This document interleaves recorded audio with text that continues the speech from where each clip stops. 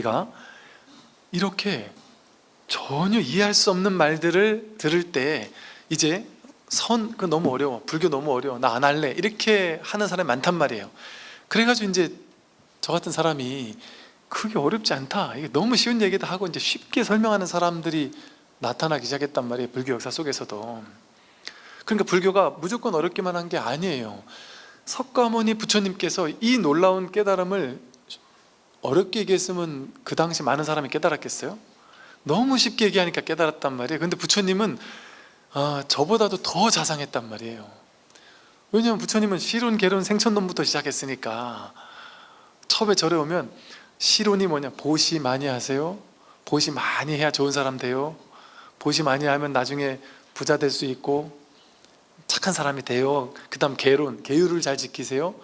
몸과 말과 생각으로, 몸으로 좋은 행동하고, 말로 따뜻하고 자상한 말하고 좋은 말하고, 행동으로, 생각으로 또 좋은 생각하며 사시고, 그렇게 쉬운 얘기 했단 말이에요.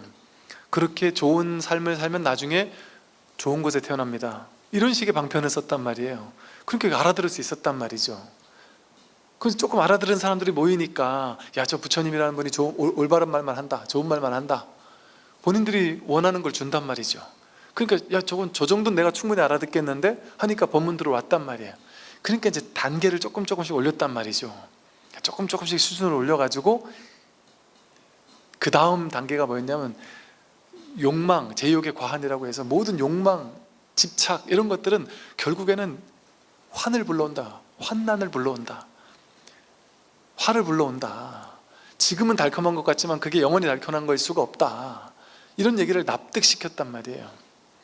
그리고 나서 출리의 공덕이라고 해서 이제 좀 공부하겠다 하고 마음을 비우고 집착을 비우고 공부하고자 하는 사람에게 출리가 뭐냐면 이 세상에서 훌쩍 벗어나는 것.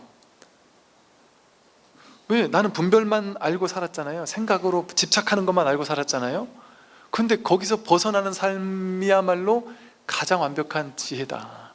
그런 세상이 있다, 그런 공부가 있다, 해볼래? 하고 물어본단 말이에요. 그 공부를 하면 어떻게 되는 줄 아니? 하고 얘기했단 말이에요. 여러분 괴롭지? 하면서 얘기했다. 그 다음이 사성제거든요. 여러분 다 괴롭잖아요.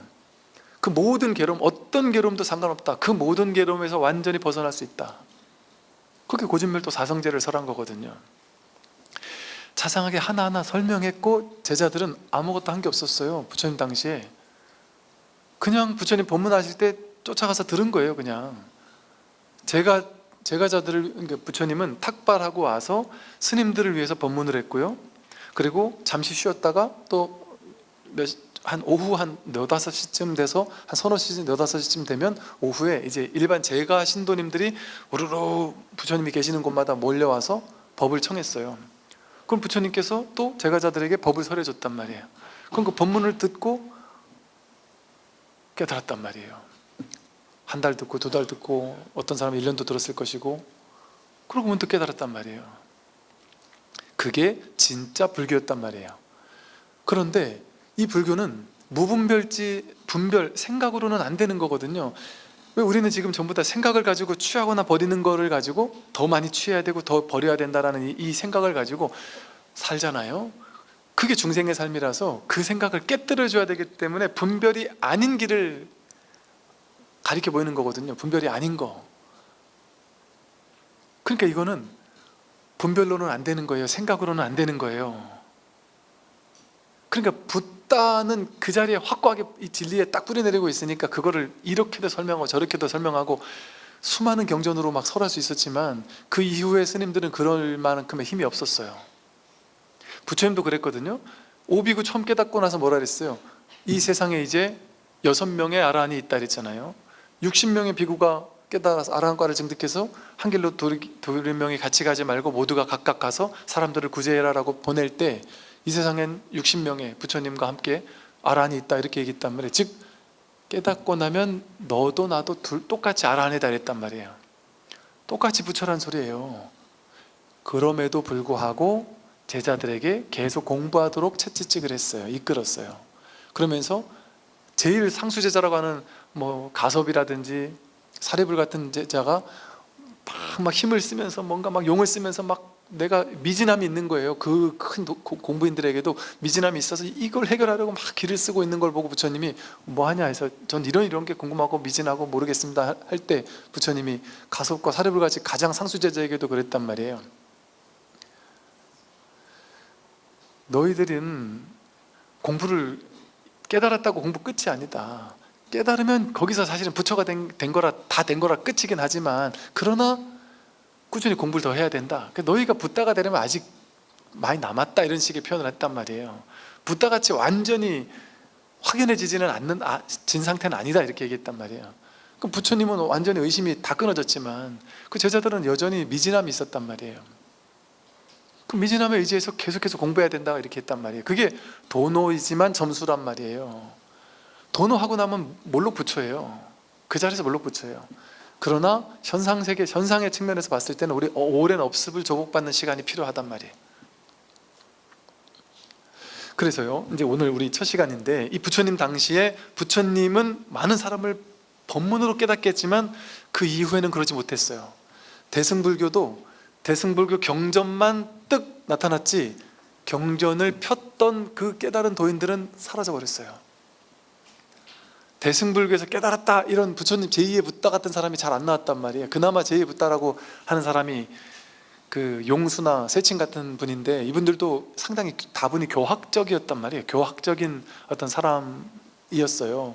그리고 대승불교의 수많은 보살이라고 불렸던 사람들이 대부분 사실은 교학자였어요. 어찌 보면.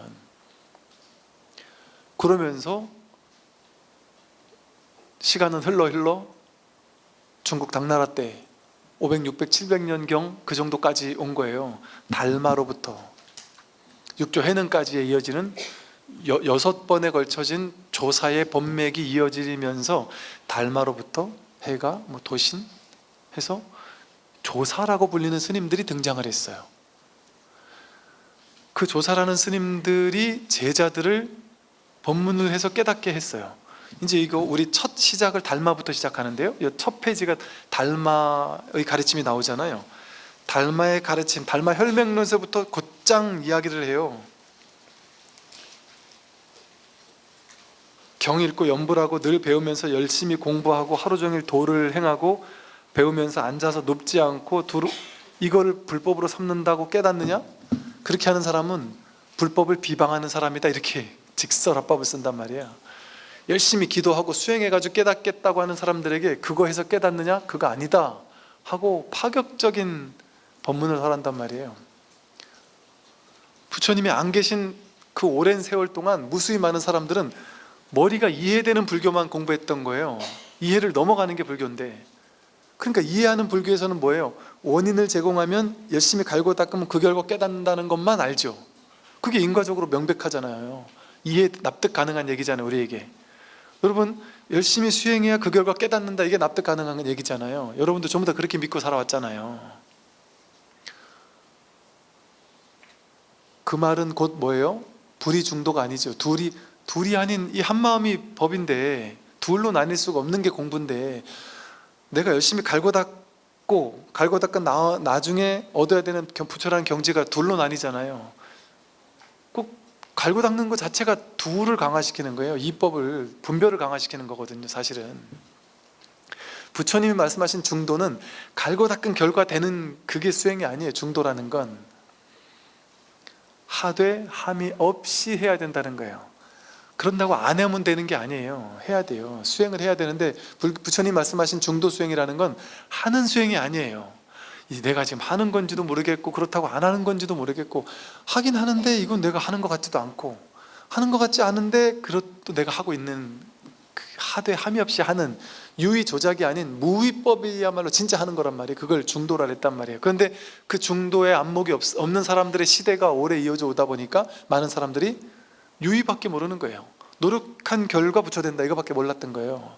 그러니까 선의 초기에 이 선이 확 펼쳐지지 못했어요. 왜? 너무 충격적인 얘기를 하니까, 너무 파격적인 얘기를 하니까, 법문 듣다 깨닫는다, 말도 안 되는 소리 하고 있네 하는 얘기를 한단 말이에요.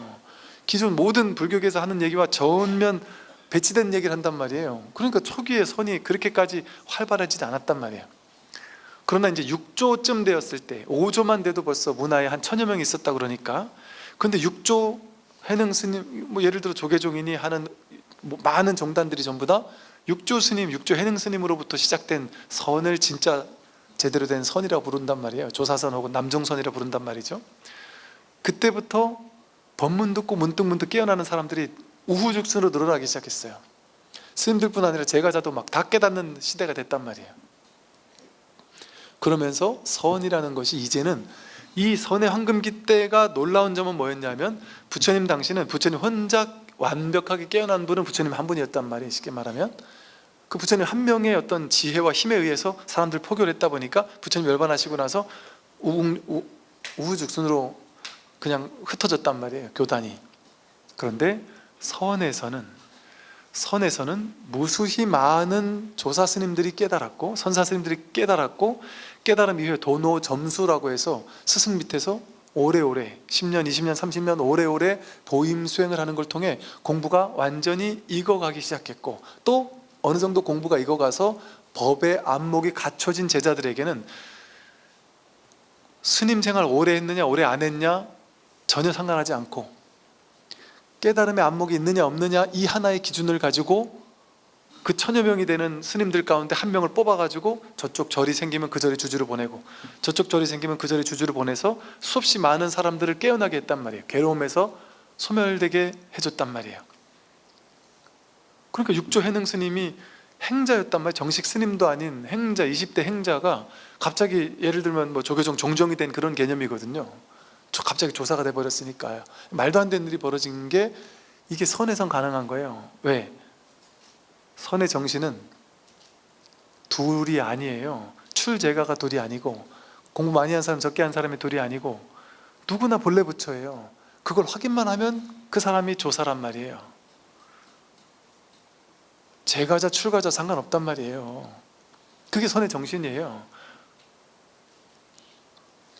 그래서 격식을 파한다고 해서 파격이라는 말이 여기서 나온 거예요. 모든 격식을 다 깨뜨려 버리는 게 선이거든요. 왜? 격식은 다 사람들이 머릿속에서 나왔단 말이에요. 고정관념, 온갖 고정관념들을 우리는 얼마나 사로잡혀서 살아요? 자유롭지 못하게 살아요. 그 모든 게 다 자기 생각에서 나왔단 말이에요.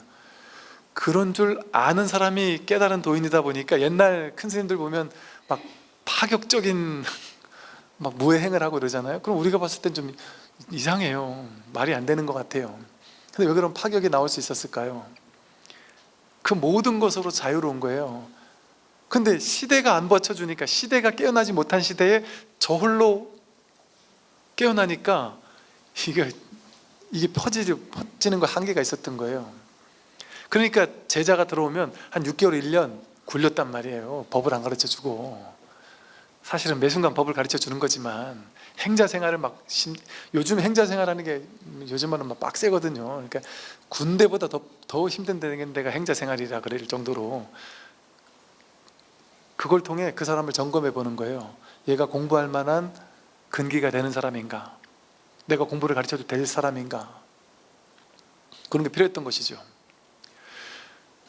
이렇게 선의 황금기 때 한 200~300년, 길게는 한 300~400년, 400년 걸치면서 선이 대중화되기 시작했고, 무수히 많은 사람들이 깨어나기 시작했고, 나중에 그 송대에 이르게 되면요, 그 당시 유학의 전면적인 전환이 일어나요. 뭐 성리학이니 해가지고 유학이 되게 뭐랄까 윤리 도덕적인, 되게 좀 이제 그냥 생활 도덕적인 이런 정도의 철학이었다면, 이 유학이 불교를 만나가지고 완전 심오하고 깊이가 있는 철학으로 거듭나는 일들이 벌어지거든요.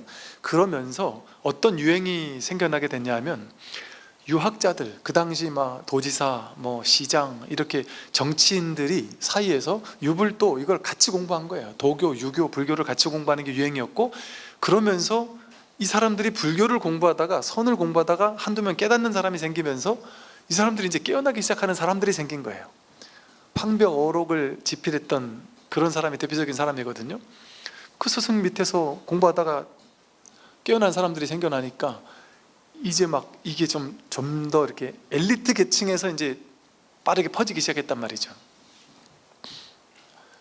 이 정도로 이제 많은 한 200~300년에 걸쳐서 수많은 도인들이 만들어지고, 그 사람들이 전부 다 상당한 깊이 있는, 이 선어록이라는 게 그냥 얄팍한 깊이가 아니에요.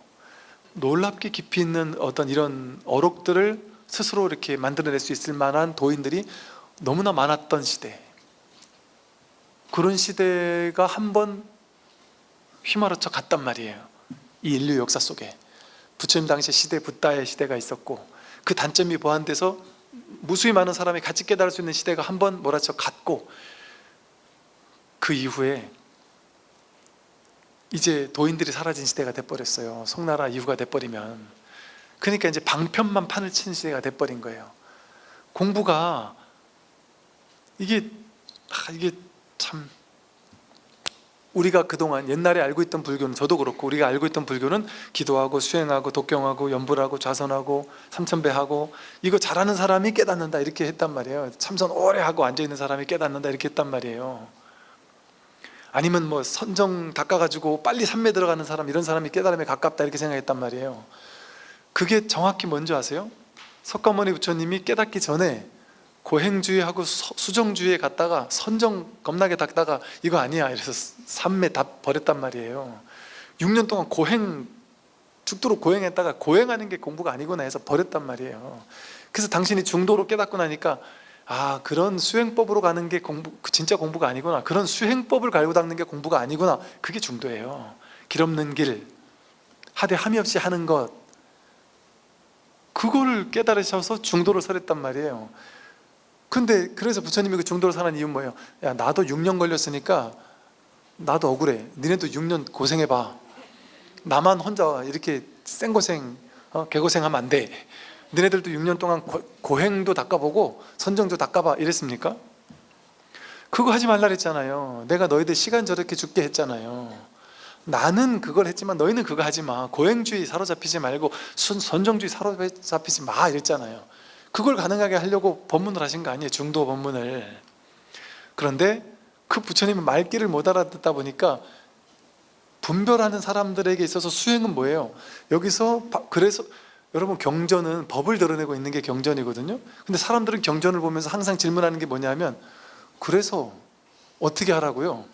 뭐 하라고요? 반야심경 실컷 읽고 나서, 반야심경은 그런데 뭐 어떻게 수행하라는 얘기지? 금강경 실컷 읽고 나서, 그래서 금강경 뭐 하라는 얘기예요? 뭐 하라고 숙제 내주는 걸 좋아해요, 사람들은. 왜? 뭐 하라고 해야 명백한 것 같아요. 이걸 열심히 하면 이게 된다는 거구나, 이렇게 해야지 명백한 것 같아요. 그러니까 뭐 하라고 없는데, 금강경에 뭐 하라는 게 없잖아요. 그러니까 만들어내요, 사람들이.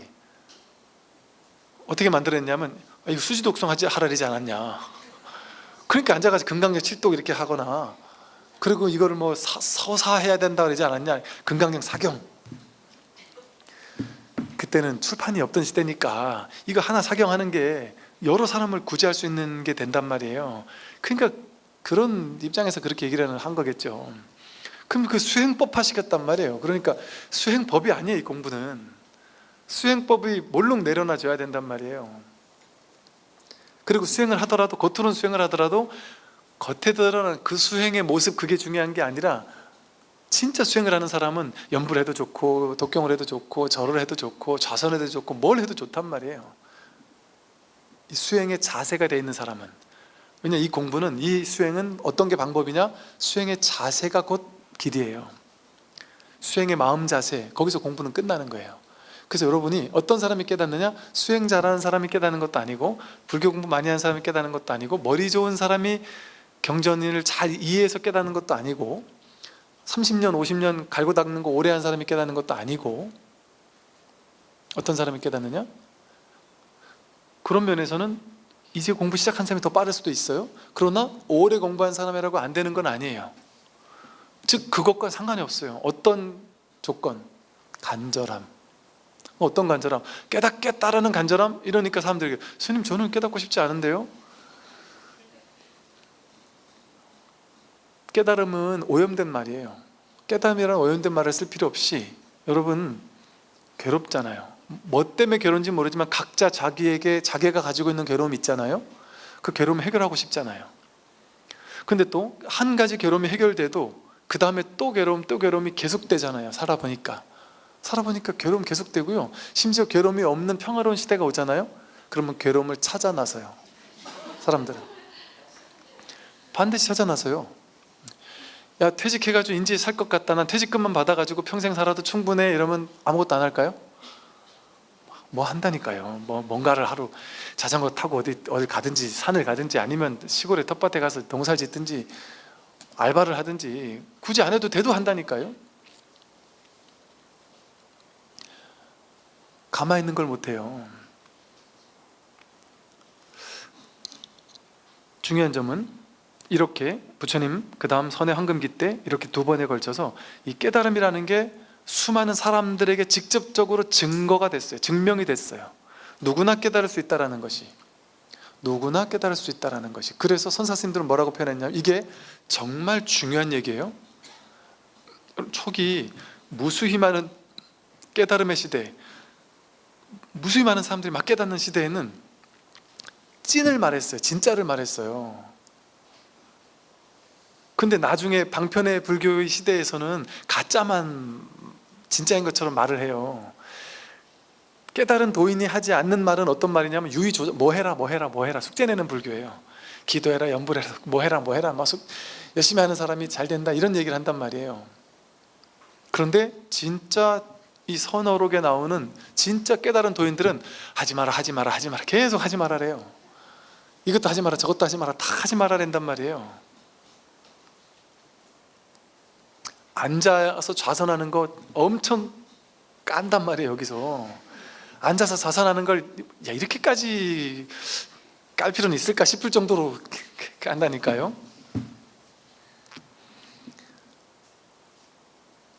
깨달음이 활발했던 시대는 그렇게 얘기를 했단 말이에요.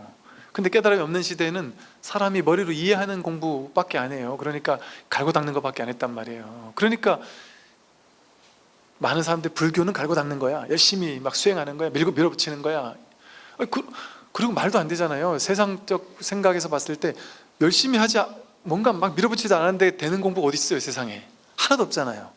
그래서 이 공부만 출세간인 거예요. 딴 건 다 세간의 공부고 이 공부만 출세간의 공부인 거예요. 이 공부만 진짜 황당한 공부인 거예요. 왜냐하면 딴 건 전부 다 열심히 노력해야 되고, 또 노력해도 안 되는 게 있잖아요. 타고나야 되잖아요. 머리 타고나야 돼요. 운동신경 타고나야 돼요.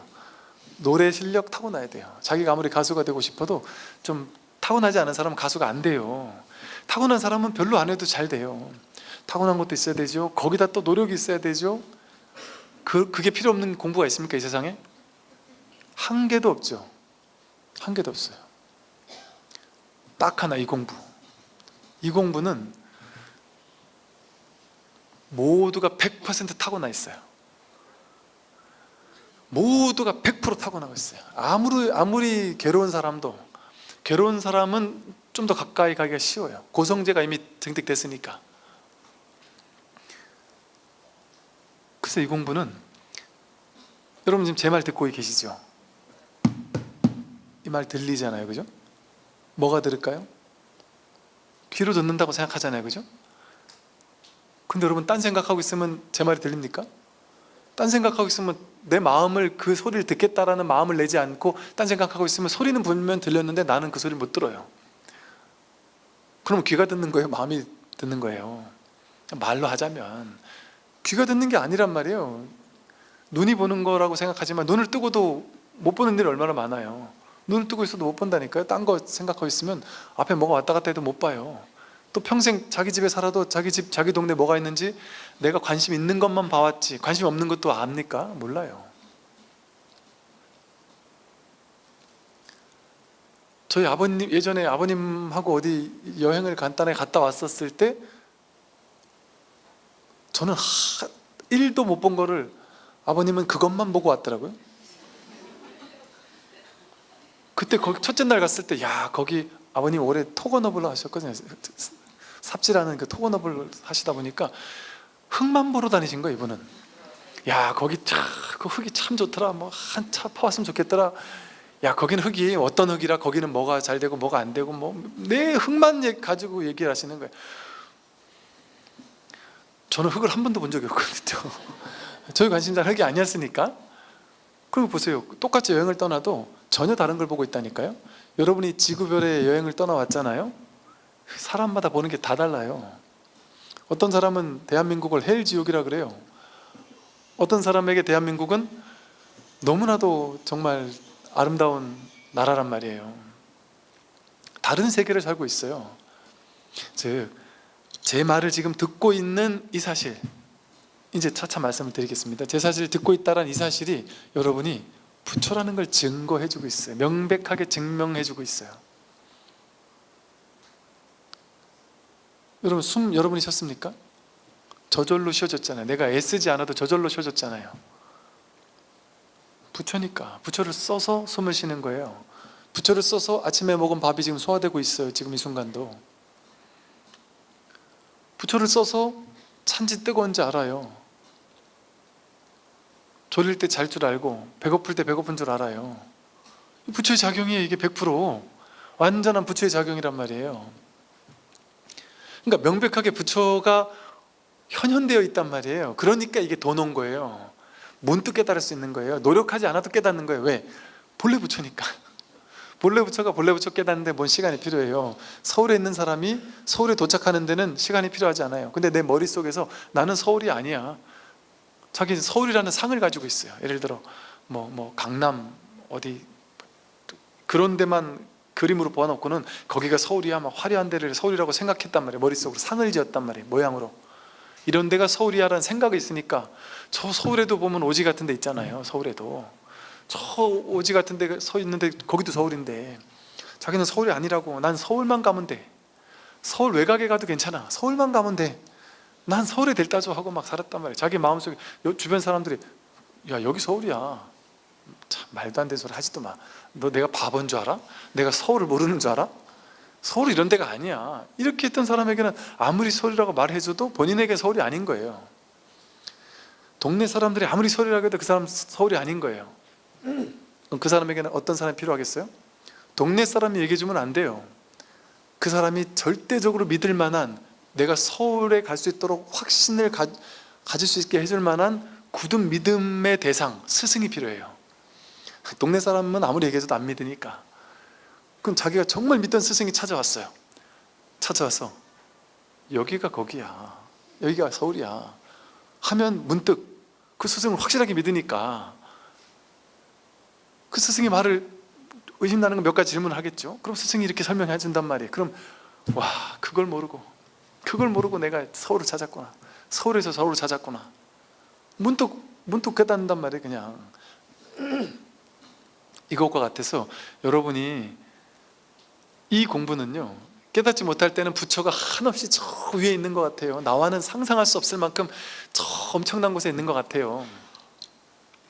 근데 문득 자기가 자기의 본성을 확인하고 난다면 일별 언뜻 한번 감을 잡아 보기만 해도, 언뜻 내가 누군지를 한번 확인하기만 하더라도 이 우주의 비밀이 밝혀지는 거예요. 내가 무엇인지, 이 우주 모든 것이 무엇인지, 이 세상 삼라만상 전체의 비밀이 여실하게 밝혀진다니까요. 물론 처음에는 약간 좀 왔다 갔다 할 수도 있어요. 그러나 오래오래 그래서 꾸준히 공부를 하다 보면 점점 더 그게 확실해져요. 이것뿐이구나 하는 것이 점점 더, 야, 더 이상 공부할 게 없구나, 공부하러 어디 찾아다닐 데가 없어요. 그게 명백해진다니까요. 근데 부처님처럼 그렇게 또 이 육조 스님 같이 이렇게 확고부동한 이 조사 스님들의 입장을 제가 다는 모르겠지만, 부처님 같이 또 아주 큰 이런 고승 어떤 대덕 이런 큰 스님들처럼 이렇게 더 이상 공부할 필요가 없을 만큼의 완전 미진함이 1도 남지 않을 만큼의 뚜렷한 공부, 저는 그까지는 되지 못해서 모르겠어요, 사실은. 그런데 언뜻 확인을 한다 할지라도, 그래서 꾸준히 이 공부를 해나가는 입장이라 하더라도 이 공부에 대한 그 확신과 이거는 분명하단 말이에요. 그러면서 내가 세상을 살아가면서 업에 또 이 경계에 끌리고 또는 이 분별에 왔다 갔다 하고 속기도 하고 이러는 삶에서는 그냥 이제는 재밌게 살아가는 것을 공부 삼아서, 수행 삼아서 공부하는 입장이란 말이에요. 그러니까 아직 미진한 게 많단 말이죠, 또한. 그러니까 제가 놀라운 게 이거인 거예요. 이렇게 미진함이 많은, 제 스스로 제가 그렇게 잘나고 잘난 사람이 아니고 공부 많이 된 사람이 아님을 아는데도 불구하고, 그럼에도 불구하고 이 중심에 대한 뚜렷함이랄까요? 여기에 대한 확고부동함, 그러니까 그 근원에서는 더 이상 흔들릴 수 없는 이런 게 있다면 정말 이 공부는 도대체가 하루하루 시간이 지나면서 공부를 해 나간다면 정말 얼마나 도대체 어떤 공부일까? 이 참 궁금하기도 하죠. 정말 이 공부를 하게 됐을 때 정말 이걸 왜 생사해탈이라고 하는지 알게 돼요. 정말 생사해탈이에요. 그렇다고 누가 칼로 죽이겠다 쫓아오면은 죽이세요 이러고 있을 거라는 얘기는 아니에요. 칼을 들고 쫓아오면 기가 막히게 도망갈 거예요 아마. 할 거 다 한단 말이에요. 현실 세계 그대로 살면서도 더 이상 현실 세계에 과도하게 끌려가지 않을 수 있는, 마치 꿈을 꾸는 사람이 꿈속에 막 휘둘리고 있다가 문득 이게 꿈이었구나 하고 자각몽인 줄 알고 꿈을 꿀 때 어떤 꿈이어도 상관없는 것처럼, 그러나 꿈속에서 열심히 꿈을 꾸면 살겠지만 더 이상 상관없는 것처럼. 그리고 이제 1기 석가모니 부처님의 시대, 2기 조사스님의 시대를 거쳐서 지금 제3기, 지금 이 시대를 만나게 됩니다. 우리가 지금 이 시대라고 제가 얘기하는 이유가, 이런 조사스님들 같은 임재, 조주, 마조, 황벽 같은 이런 걸출한 도인들이 지금의 시대에 너무 많단 말이에요. 한국에만이 아니라 서양에도 외국에도 어마어마하게 많단 말이에요. 그들은 전부 다 똑같은 얘기를 하고 있어요. 다 다른 얘기를 하는 것처럼 느껴지겠지만 다 똑같은 얘기를 하고 있어요. 똑같은 이 불이법, 불이중도, 이 법 하나를 설하고 있단 말이에요. 언어는 좀 다를 수 있고 문화 전통에 따라 개념은 조금 다르게 할 수도 있지만 똑같은 동일한 이야기를 하고 있어요. 그리고 그 무수히 많은 제자들 밑에서 무수히 많은 자기를 확인하는 사람들이 생겨나고 있어요. 그 속도가 겁날 정도로 속도가 급격하게 빨라지고 있어요. 여러분, 스마트폰이, 우리 어릴 때 스마트폰 없었잖아요. 삐삐라든지 뭐 스마트폰 초기만 해도 별로 이렇게 성능도 안 좋고 그랬잖아요. 근데 지금 여러분, 우리 스마트폰의 시대가 불과 한 10년 사이에 갑자기 전 세계가 스마트폰의 시대로 확 바뀌고 나서 인도, 아프리카를 가도 스마트폰 하나 가지고 다 찾아가는 시대가 돼버렸어요. 아프리카, 인도에도 히말라야 5,000고지에서 카톡이 왔었다니까요, 저한테. 불과 10년 사이에, 그죠? 그리고 제가 20년 전에 미국에 갔을 때 명상 이런 분위기는 없었어요. 그냥 아예 없었어요. 얼마 전에 미국 갔다 온 분이 저한테 그 얘기를 해요. 동네방네 우리 헬스장 있듯이 명상센터가 있다는 식의 얘기를 하더라고요. 저는 아직 안 가서 그렇게까지 많다는 건 이해가 안 되는 거예요. 어떻게 그렇게 빠르게 명상의 시대가 올 수가 있지? 말이 안 되잖아요. 근데 지금 우리나라도 동사무소에서 명상 클래스 같은 거 많이 열거든요. 동사무소나 이렇게 구청이나 이런 데서 그 명상 전문가를 좀 보내달라고. 그럼 엄청 많죠. 그랬더니 그런데 스님 말고 왜냐면 스님들이 가면 이게 약간 종교적으로 일하고 느끼는 거예요. 그만큼 일반인들이 이제는 명상에 관심이 많은 거예요. 그러니까 여러분의 미래 일자리가 이렇게 많은 거예요, 사실은. 불자들이 사실은 이 마음 공부를 하고 나면 이게 이제, 그래서 요즘에 마음 산업 이렇게 부르잖아요. 일반인들이 마음 공부해가지고 이게 돈이 되는 시대라는 얘기를 하는데, 제가 지금 그런 얘기를 할 때는 아니지만 여러분이 미래에 스님들이 하지 못하는데 이 수요가 있단 말이에요. 이걸 원하는 사람들이 너무 많단 말이에요, 시장이. 그러니까 세계 100대 기업 안에 드는 기업 가운데요, 명상을 직원 교육으로 도입하지 않은 데가 없어요. 없을 정도라니까요. 그 구글에서 하는 차드몽타닝, 구글이 맞나? 거기서 하는 그 명상 프로그램, 5박 6일 프로그램은요, 일반인에게도 개방을 했는데 너무 많은 사람이 참여한다 그랬는데, 우리나라에서 갔다 온 사람이 그 비행기 값에 뭐 해서 갔다 왔는데 참가비만 그분 얘기로 그때 600만 원인가? 비행기 값까지 하면 1,000만 원이 넘잖아요. 그거 5박 6일 하면 1,000만 원. 그 명상의 시대가 지금 왔단 말이에요, 그죠? 근데 이 명상의 시대가 벽에 부딪히고 있어요. 왜 그러냐면 갈고 닦는 거잖아요. 명상은 열심히 하는 거잖아요. 앉아서 오랫동안 해야 되는 거잖아요. 힘들잖아요. 하는데 조금의 성과라면 뭔가 삼매를 증득하는 사람이 있으나 대부분이 삼매도 증득을 못한단 말이에요. 그러니까 한 1년 6개월 열심히 밀어붙이다가 안 되면 포기한단 말이에요, 대부분. 아니, 우리가 뭐 스님들처럼 막 평생 이거 할 사람도 아닌데 한 6개월 하다 안 되면 그만두겠지, 그거 죽도록 하겠어요? 안 한단 말이에요. 답이 안 나오니까. 답이 안 나온다 이렇게까지 얘기하면 뭐하지만, 이게 모두에게 어떤 특정한 결과를 가져다 주지 못하는 거예요. 진짜 괴로움의 소멸이라는 결과가 탁 나에게 있거나 내 주변 사람이라도 뭔가 변하는 게 보이거나 이러면은 그거 보고 힘내서 하겠죠. 근데 제가 벌써 10년 전에 스님들, 선방에 오래 다닌 스님들한테 들은 얘기가 이거예요. 스님들이 한국 불교 지금 자괴감에 빠져 있다. 왜 그러냐 했더니, 예를 들어 한철 선방에 가서 스님들이 많잖아요. 수천 명의 선방에 계시잖아요. 어느 선방에 있는 스님이 이번 한철 나서 어떤 스님 한 몇 명의 스님이 자기 성품 확인했다더라, 견성했다더라. 또 저쪽 선방 어딘가에서 어떤 스님이 또 견성했다더라. 그리고 어떤 스승은 확실한 이 육조 스님 같은 이런 확실한 안목이 있다더라. 이런 것만 있어도 스님들이 용기 백배할 거 아니에요. 그럼 거기 가가지고 나도 그럼 견성할 수 있겠지 하고 갈 거 아니에요. 그런데 내가 몇십 년 선방을 다녀봐도 어느 곳에서 깨달았다는 사람을 구경도 못하고 견성했다는 사람을 찾아볼 수도 없고, 또 그 스승이 도인이라고 해서 찾아가 보니까 이름은 드날려 있어서 스승이라고 하는데 막상 가보니까 아니더라 하면서 선방 다니는 스님들이 그 스승들을 부정하더라니까요. 대부분 우리나라 진짜 도인이 없다 이렇게 얘기를 하더라니까요. 제가 이런 말을 한다고 해서 제가 그런 스승입니다 이런 얘기도 절대 아니고, 또 그런 분들이 스승이 아니다 이런 얘기도 아니에요. 그분들이 안목이 부족했을 수도 있어요. 제가 지금에 와서 보니까 자기 안목만큼 보이는 거예요. 자기가 진짜 올바른 스승을 봤는데도 본인은 못 보는 경우가 많아요. 저 또한 그랬고. 왜? 자기가 법에 대해서 추구하는 게 있는 거예요. 도인은 이래야 돼라는 상이 있단 말이에요. 그 상을 갖다 꿰맞추려고 하고 그 도인을 만나니까 그 도인은 너무 평범하거든요. 너무 심심하거든요.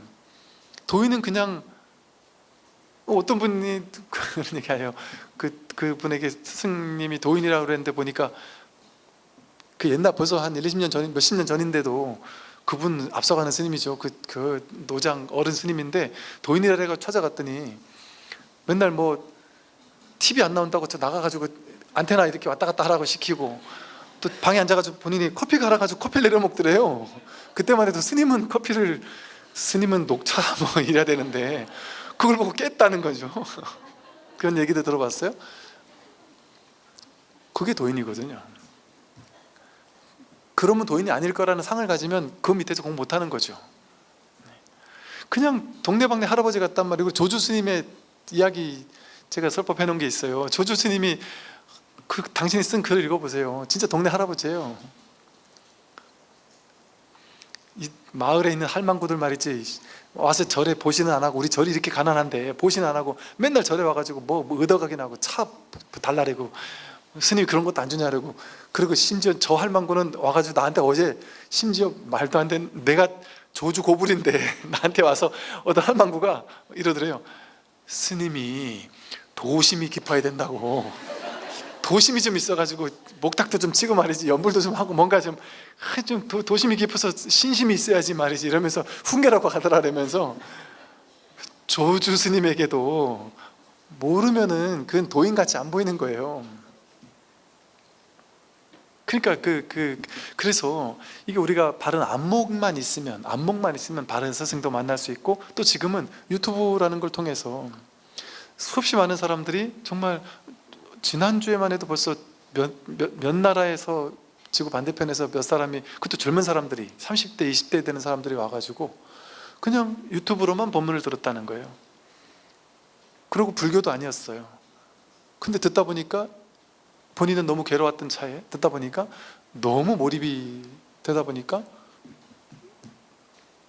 공부에 놀라운 진전들이 일어나는 사람들이 많아요.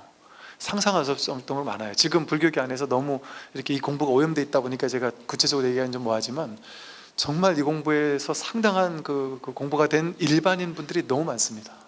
그래서 지금은 우리 주변에서 흔하게 이제 검증되는 시대의 공부가, 그래서 이제 이 세 번째 이 황금기, 이 선의 불교의 황금기, 이 시대에는 우리 스마트폰이 10년 만에 전 세계 확 퍼졌듯이 이 10년으로 될지 모르겠지만 좀 더 걸린다 할지라도 몰라보게 놀랍게 빠르게 이 공부가 이제는 전 세계로 퍼져나가고, 이것은 더 이상 불교만의 공부가 아니고 기존에 명상을 하려고 했던 수많은 명상의 인구가 이제 벽에 부딪혔을 때 다시 눈을 돌리는 곳이 여기일 수밖에 없어요.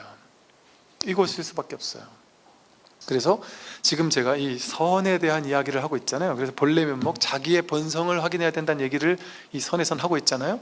이 얘기가 이제 명상이라는 건 이제 세계적으로 이제 약 한번 부흥이 했잖아요. 그죠?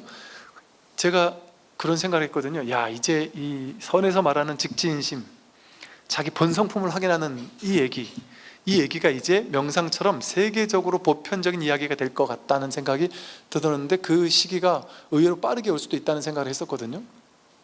그런데 그런 시대가 의외로 빠르게 지금 오고 있어요. 서양의 이런 법을 설하는 사람들의 이야기들, 책들이 베스트셀러, 뭐 우리가 다 알고 있는 고전인 에카르트 톨레라든지 바이런 케이트라든지 아디아 샨티라든지, 또 최근에는 그분 책이 요즘에 베스트셀러 매듭이 되는 책이래요. 10등 안에 드는 책이래요. 근데 그 책이 그 안에 핵심은 이 얘기인 거예요. 자기 본성을 깨달아야 된다는 얘기. 근데 그 얘기를 대놓고 하면은 안 들으니까 내과학이며 양자물리학이며 막 갖다가 막 이렇게 설명을 하면서 이제 자기가 진짜 하고 싶었던 얘기, 이 얘기다, 이렇게 하는 그 책이 베스트셀러가 될 거라고는 상상을 못했었죠. 그만큼 이제 이 선의 시대가, 이제 명상의 시대 다음은 이제 이 깨달음의 시대인 거예요. 말로 하니까 깨달음의 시대인데 정말 괴로움을 해결하고 사는 사람들의 시대. 그게 아마도 그런 게 아닌가 싶어요. 요즘에 2000년 지나가면서 2000년이 넘어가면 지구가 멸망하니, 휴거가 오니, 후천개벽을 하니, 미륵이 도래하느니, 지구가 멸망하니, 온갖 얘기 많았잖아요. 근데 아무 일도 안 일어났었잖아요. 그런데 그런 일이 일어나고 있어요. 아무 일도 일어나지 않은 게 아니라, 겉으로 봤을 때는 아무 일도 일어나지 않는데 이 깨달음의 세계, 영성의 세계, 이 세계에서는 지금 엄청난 일이 전 지구적으로 일어나고 있어요. 깨달음이라는 것은 국소적인 일이었거든요. 어떤 도인 한 명 있을 때 그 주변에 있는 몇 사람이 깨닫고 끝나는 게 깨달음의 시대였단 말이에요. 지금까지 인류 역사 속에서는. 근데 지금 이제 인류가 깨어나기 시작한단 말이에요. 몰라보게 빠른 속도로. 너무 많아요. 이런 공부가. 그래서 지금 여러분들이 봤을 때는 이 공부한다고 하면, 여러분들은 지금은 이제 약간 이제 소수지요. 이렇게 우리가 어찌 보면 이 공부하는 사람이 소수예요. 그리고 다른 불교, 기존의 불교하는 사람이 다수지요. 그러나 이게 이제 머지않아서 정말 이 부처님의 참뜻, 초기 불교의 부처님의 이 연기법무와 선불교의 이 직지인심 견성성불하는 이 가르침, 이 시대가, 이 깨달음의 시대가 올 수밖에 없어요. 지금 저한테도 몇 팀에서 그 문의를 하고 또 인터뷰도 하고 했었는데, 그 세계적으로 지금 직지라는 그 직지 심체요절, 직지 심경, 이게 그 문화재적으로 엄청난 가치를 인정받아서 되게 지금 아마 하고 있을 거예요. 그 프랑스 거기 박물관에서 직지를 일반에게 공개하는 그 행사를 하면서 지금 엄청 또 세계적으로 주목받고 있거든요. 그런데 예전에 이미 직지에 대한 다큐가 많이 나왔어요. 문화대적인 조명을 했어요. 근데 지금 직지 다큐가 몇 개가 지금 추진 동시다발적, 우리나라도 그렇고 외국도 그렇고 만들어지고 있는 중이거든요. 놀라웠어요. 이게 이제는 문화재적인 측면의 직지가 아니라 이거는 문화재적으로만 대단한 줄 알았다는 거예요. 제가 그때 그 MBC에서도 인터뷰를 했던, 아마 인터뷰에서도 지금 있을 거예요. 그분이 불교 신자가 아니에요, PD가. 근데 그 PD분이 와서 질문하는 내용이 문화재적인 걸 하나도 안 물어요. 직지의 내용이 인류 역사에 왜 중요한 것인가. 스님들이 이 직지라는 것은 인류를 깨어나게 할, 인류의 미래를 깨어나게 할 만한 인류 모두의 교과서다. 누구나 다 공부해야 되는, 모두가 공부해서 직지가 자기 마음을 곧바로 가르친다는 얘기거든요. 가르칠 진짜거든요. 곧바로 가르친다. 직지인심, 자기 마음을 곧바로 가르친다. 그 마음이 본성이거든요. 이 본성을 곧바로 가리켜서 인류가 이 직지를 통해서 깨어나게 될 것이다. 그런 얘기를 어디서 들었다는 거죠. 그리고 이런저런 공부를 막 해보니까 이게 범상치 않은 책이라는 거죠. 근데 이것을 우리만 알고 있을 게 아니라 서양 사람들은 아직도 문화재적으로만 접근하더라는 거죠. 직지 다음으로 활자가 된 게 성경이잖아요. 그 성경이 이게 활자로 나온 다음부터 엄청난 기독교 변화가 일어났잖아요. 그 직지라는 것은 정말로 이게 문화재적으로만 금속활자, 채고 가는 금속활자가 아니라 전 세계를 깨어나게 할 수 있는 그 놀라운 보배가 여기에 있다는 거죠. 선에 있다는 거죠. 그것을 서양 사람, 전 세계 사람들이 이제는 알 시대가 되었다 해서 서양 사람들도 이 내용이 도대체 뭐냐, 알듯 모를 듯 하니까 그냥 내용은 지나쳤던 거죠, 사람들이. 근데 이제 그렇게 베스트셀러가 되는 책들에서도 이런 이야기를 하고 있으니까 그럴 정도면 이제는 빠르게 이게 이제 퍼져나가지 않을까 하는 생각이 들어요. 그래서 그 온전한 교과서 같은 게 이 제가 그러한 어떤 교과서 같은 책, 그러면서도 어렵지 않고 누구나, 이거는 이 선의 진짜 찐의 스님들은 뭐라고 했냐면, 선을 모르는 사람들은 야, 깨닫는 거 쉬운 게 아니야, 10년 앉아봐 그러면 잘하면 될 수도 있어, 뭐 내지는 수행 열심히 해봐 될 수도 있어, 이렇게 얘기하는데, 진짜 선사 스님들은, 깨달은 도인들은 뭐라 했냐면, 세수하다가 코 만지는 것만큼 쉬운 게 선이다 이랬단 말이에요. 그게 진짜예요. 세수하다가 코 만지는 것만큼 쉽다. 누구나 가능하다. 그래서 이 선을 지금 우리 현실로 가지고 내려와야 돼요. 지금 너무 어렵게만 생각하고 사람들이 너무 막 힘들다, 선으로 어떻게 내가 깨달을 수 있겠느냐, 내 괴로움을 해결할 수 있겠느냐 이렇게 생각하잖아요. 그렇지 않다라는 사실. 그래서 이 선어록과 마음공부에서는 제가 조금 어려운 것들은 조금 빼되 본질을 그냥 곧바로 가르쳐주는 이야기들, 그리고 선이 무엇인지를 분명하게 우리가 깨달을 수 있는 그런 이야기들도, 이 여기서 말하는 육조, 조주, 마조, 황벽, 임재들의 이 큰 스님들의 핵심이 담긴 구절들, 개성들을 이렇게 뽑고 모아가지고 이 선이라는 맛을 이제 한번 알려드리면 좋겠다라는 어떤 의도를 가지고 제가 만들었던 책이었어요. 그래서 이것을 가지고 이제 다음 시간부터 이제 선의, 또 이 선이라고 하니까 너무 어렵게 생각하지 마시고, 여러분이 삶이 하루하루 공부를 하면 할수록 삶이 가벼워지고 무게감이 사라지고 괴로움에서 노연하게 되는 그런 어떤 그 자신에게 떠나는 여행이에요. 이 괴로움의 세계에서 괴로움을 없애는 가벼운 여행으로 떠나는 이 길을 이제 다음 시간부터 같이 한번 공부해 보도록 하겠습니다. 오늘 수고 많으셨습니다. 안녕하세요.